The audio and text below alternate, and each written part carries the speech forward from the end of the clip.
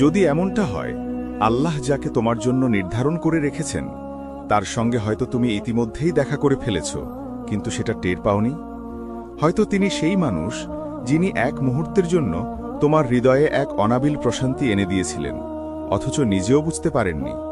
হয়তো তিনি এমন কেউ যার উপস্থিতি তোমাকে কোনো উপদেশ ছাড়াই আল্লাহর কথা মনে করিয়ে দিয়েছিল, অথবা হয়তো এমন একজন যার নাম একদিন পরিবারের কারো মুখে অল্প কথায় শুনেছিলে, কিন্তু তখন গুরুত্ব না দিয়ে বিষয়টা পাশ কাটিয়ে গিয়েছিলে। আমরা প্রায়ই আল্লাহকে জিজ্ঞেস করি, কিভাবে বুঝব এই মানুষটাই কি আমার জন্য নির্ধারিত? কিন্তু আসল প্রশ্নটা হওয়া উচিত, আল্লাহ কিভাবে আমাদের সেই মানুষটিকে চিনিয়ে দেন। ইসলামে বিয়ে শুধু একটি সামাজিক চুক্তি নয়, এটি আল্লাহর একটি মহান নিদর্শন, যেমন তিনি কোরআনে বলেছেন। আর তার নিদর্শনগুলোর মধ্যে একটি হল, তিনি তোমাদের মধ্য থেকেই তোমাদের জন্য জীবনসঙ্গী সৃষ্টি করেছেন, যাতে তোমরা তাদের মাঝে প্রশান্তি পাও। সূরা আর রুম, আয়াত 21। সত্য কথা হল, তুমি তোমার জীবনসঙ্গীকে কখনো সেইভাবে খুঁজে পাবে না যেভাবে দুনিয়া শেখায়, সোয়াইপ, স্ক্রল বা তাড়াহুড়ো করে নয়। কারণ ইসলামে বিষয়টা একদমই আলাদা। এখানে খোঁজা নয়, নির্ধারণই মূল বিষয়। আল্লাহ যখন তোমার জন্য কাউকে নির্ধারণ করেন, তখন তিনি তোমাকে তার দিকে নিয়ে যান এমন সব পথে যা তোমার ধৈর্য পরীক্ষা করে, তোমার হৃদয়কে পরিশুদ্ধ করে, আর তোমাকে শেখায় যে সত্যিকারের ভালোবাসা কখনো খোঁজার মাধ্যমে আসে না, বরং আল্লাহর ইশারায় প্রকাশ পায়। প্রথম নিদর্শন, দিন ও মূল্যবোধের সামঞ্জস্য। আল্লাহ তোমার নির্ধারিত মানুষটিকে চিনিয়ে দেন তার মূল্যবোধের মিলের মাধ্যমে। এটা শুধু এই নয় যে তোমরা দুজনেই একই সিরিজ দেখো বা দুজনেই ভ্রমণ পছন্দ করো, সেটা কেবল বাহ্যিক মিল। আসল প্রশ্নটা হলো, তারা কি জীবনকে তোমার মতো একই দৃষ্টিতে দেখে? রাসূলুল্লাহ বলেছেন, নারীকে বিবাহ করা হয় তার সম্পদ, বংশ, সৌন্দর্য ও ধর্মের জন্য, কিন্তু তুমি তাকে বেছে নাও যার মধ্যে দ্বীন আছে, তবেই তুমি সফল হবে। সহিহ বুখারী ও মুসলিম। অর্থাৎ শুরুটা দিন দিয়ে হলেও এখানেই শেষ নয়। বাস্তব জীবনের সম্পর্ক কেবল একটি চেকলিস্ট নয়, এটি দুটি আত্মার মিলনের গল্প। আধুনিক মনোবিজ্ঞানের ভাষায়ও সম্পর্ক টিকে থাকে উত্তেজনায় নয়, বরং মিলের মধ্যে। যদি তুমি ফজর পড়ো আর তোমার সঙ্গী তাতে আগ্রহী না হন, এই ছোট ফারাক সময়ের সাথে এক বিশাল দূরত্বে পরিণত হয়। তুমি যদি সরল জীবন ভালোবাসো আর সে যদি বিলাসিতায় বিশ্বাস করে, এই ফাঁক একদিন ফাটলে রূপ নেয়। একটা বাড়ির কথা ভাবো, যার ভিত্তি দুর্বল। তুমি যতই সুন্দর করে সাজাও, একসময় তা ভেঙে পড়বেই। ঠিক তেমনি সম্পর্ক ভেঙে যায় যখন চিন্তা, বিশ্বাস ও লক্ষ্য এক নয়। রূপ একদিন ফিকে হয়ে যায়, নতুনত্বের উত্তেজনাও মিলিয়ে যায়, কিন্তু একজন মানুষের আদর্শ, নৈতিকতা ও তাকওয়া, এই গুণগুলোই সম্পর্ককে স্থায়ী করে। তাই নিজেকে কেবল এই প্রশ্ন করো না, আমি কি তাকে পছন্দ করি? তিনি কি আমাকে আল্লাহর কাছাকাছি নিয়ে যাবেন, নাকি তার পথ থেকে দূরে সরিয়ে দেবেন? এই প্রশ্নটাই নির্ধারণ করে সম্পর্কটা আল্লাহর পক্ষ থেকে রহমত নাকি পরীক্ষা। কারণ যদি দিকই ভুল হয়, তাহলে বিয়ের পর সেই দিকটা জাদুর মতো মিলিয়ে যাবে না। যখন মূল্যবোধ মেলে, যখন দিন, উদ্দেশ্য আর জীবনের দৃষ্টিভঙ্গি এক হয়, তখন সম্পর্কের প্রকৃতি বদলে যায়। কথা বলা সহজ হয়, মতভেদ যুদ্ধের মতো লাগে না, আর নীরবতাও হয়ে ওঠে নিরাপদ ও স্বস্তিদায়ক। কিন্তু শুধু বিশ্বাসের মিলই সব নয়, আপনার হৃদয়ে তারা কেমন প্রভাব ফেলে সেটাই আসল। এটাই আল্লাহর দ্বিতীয় নিদর্শন, প্রশান্তি ও স্থিরতা। খেয়াল করে দেখুন, কিছু মানুষ আছেন যারা আপনার জীবনে কোলাহল বাড়িয়ে দেন। তাদের সঙ্গে কথা শেষ হলে মন ভারী হয়ে যায়, মাথায় কথাগুলো ঘুরতে থাকে, বুক চাপে, ঘুম আসে না। আপনি ভাবতে থাকেন, আমি ঠিক বলেছিলাম তো? কিন্তু কিছু মানুষ আছেন যাদের সঙ্গে কথা শেষ হলে মনটা হালকা হয়ে যায়, নিঃশ্বাস সমান হয়, আর মনে হয় আমি ঠিক আছি। এই ঠিক আছি অনুভূতিটা ছোট কিছু নয়, এটা আল্লাহর দেওয়া এক নিদর্শন। যেমন কুরআনে আল্লাহ বলেন, যাতে তোমরা তাদের মাঝে প্রশান্তি পাও। সূরা আর রুম আয়াত 21। এই প্রশান্তি অভিনয় করে পাওয়া যায় না, এটা দেখা যায় জীবনের সাধারণ মুহূর্তগুলোতে। তার সঙ্গে কথা বলার পর যদি তোমার এশার নামাজে মনোযোগ বাড়ে, মন শান্ত হয়, ঘুম নির্ভার লাগে, তাহলে বুঝবে এই উপস্থিতি বিশৃঙ্খলা নয়, রহমত। এমন সম্পর্ক যেখানে গোপনীয়তা, চালাকি বা লোকচুরি নেই, যেখানে কেউ বলে না সবাই ঘুমালে আমাকে কল দিও, বরং সে তোমার সীমা রক্ষা করতে সাহায্য করে, যেটা তুমি আল্লাহর সন্তুষ্টির জন্য রক্ষা করতে চাও। সত্যিকারের সম্পর্ক কখনো তোমার ঈমানের সীমা ভাঙে না, বরং তা আরও মজবুত করে। আর যখন আপনি মনের দরজা খুলে কিছু শেয়ার করেন, তারা সেটাকে কখনো অস্ত্র হিসেবে ব্যবহার করেন না, বরং আমানত হিসেবে আগলে রাখেন। তারা আপনাকে আল্লাহর দিকে আরও কাছে টেনে নেন, কখনো প্রচার দিয়ে নয়, বরং বিনয় আর নীরবতার মাধ্যমে। তাদের মধ্যে কোনো ভান নেই ভয়, কেবল দুজন মানুষ সত্য বলছে কিন্তু আদবের সঙ্গে। এইখানেই আমরা অনেকেই ভুল করি। আমরা তীব্রতাকে ভালোবাসা ভেবে নিই, বুকের ভারকে প্রজাপতির ওড়াউড়ি ভেবে বসি, উদ্বেগকে কেমিস্ট্রি মনে করি।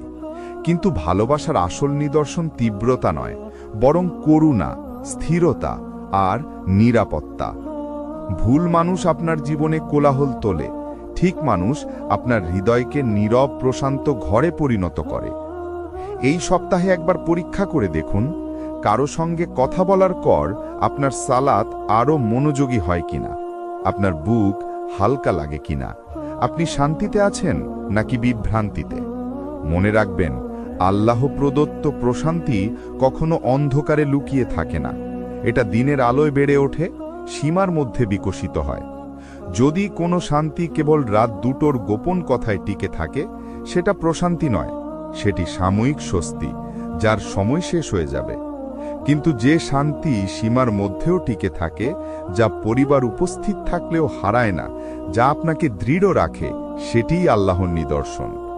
যখন আল্লাহ কাউকে আপনার জন্য নির্ধারণ করেন, তখন সেই ভালোবাসা আপনাকে তার থেকে দূরে সরিয়ে দেয় না, বরং সেই ভালোবাসার মাধ্যমেই আপনি আরও বেশি করে আল্লাহর কাছাকাছি ফিরে আসেন।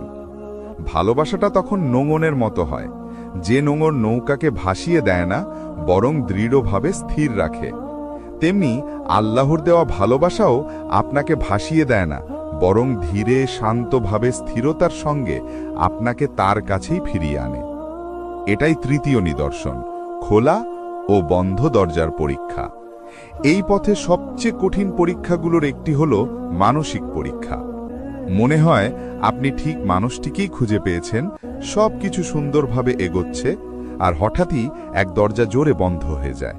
হয়তো কোনো অভিভাবক না বলেন, হয়তো কথোপকথন বন্ধ হয়ে যায়, হয়তো এমন কিছু ঘটে যা আপনি কখনো ভাবেননি।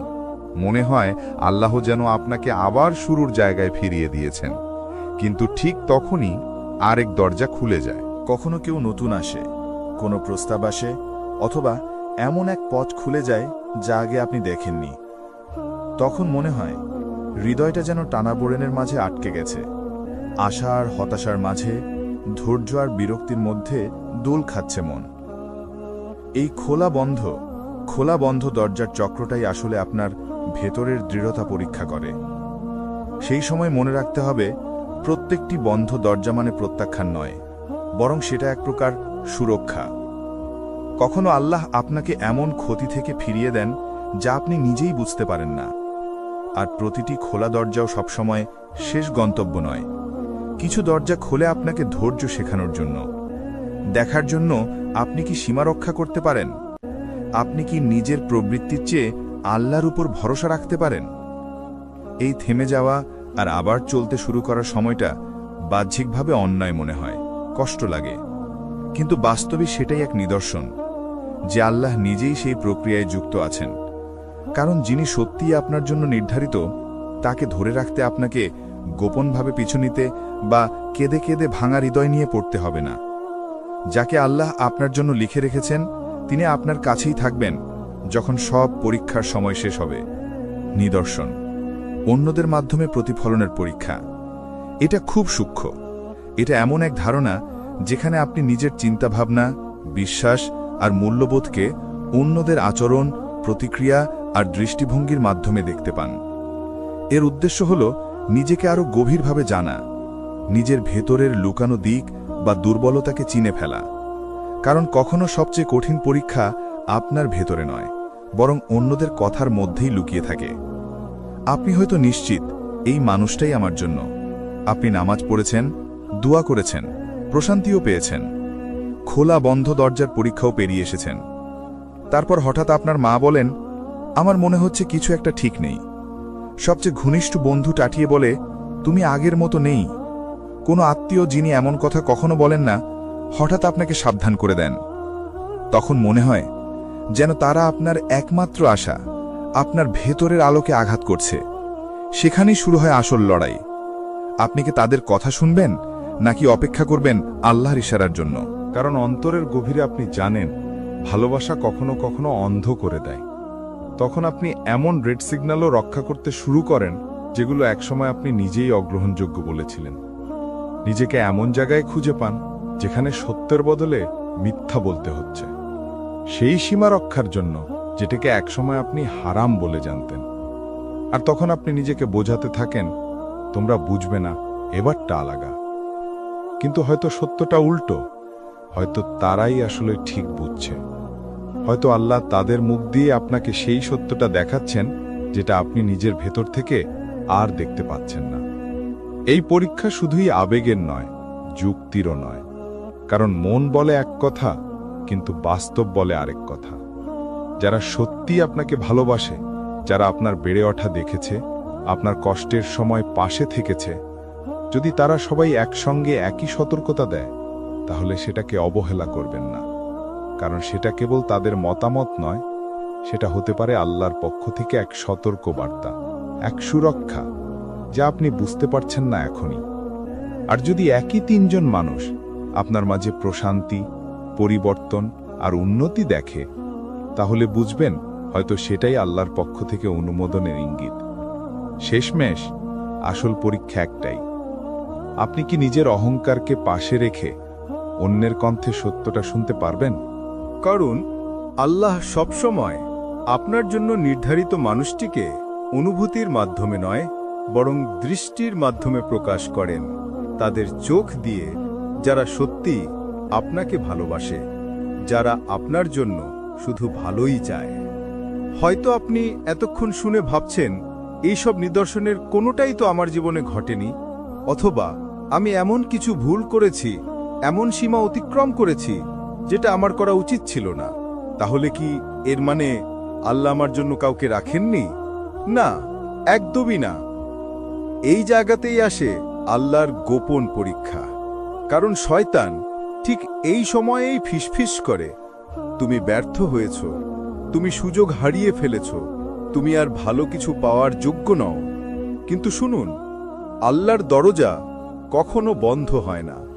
আপনি যদি এখনো সেই নিদর্শনগুলো না দেখে থাকেন, তাহলে এর মানে এই নয় যে আল্লাহ আপনাকে ভুলে গেছেন, বরং এর মানে তিনি এখনো আপনাকে সুরক্ষিত রাখছেন ঠিক সময় পর্যন্ত। কারণ যখন সময় আসবে, তিনি নিজেই সেই মানুষটিকে আপনার সামনে নিয়ে আসবেন, যার উপস্থিতি আপনার আত্মাকে শান্তি দেবে। আর যদি আপনি কখনো ভুল পথে চলে গিয়ে থাকেন, তবুও আপনি বাদ পড়েননি, বরং আল্লাহ আপনাকে ফিরিয়ে আনতে একটি নতুন দরজা খুলে দিয়েছেন।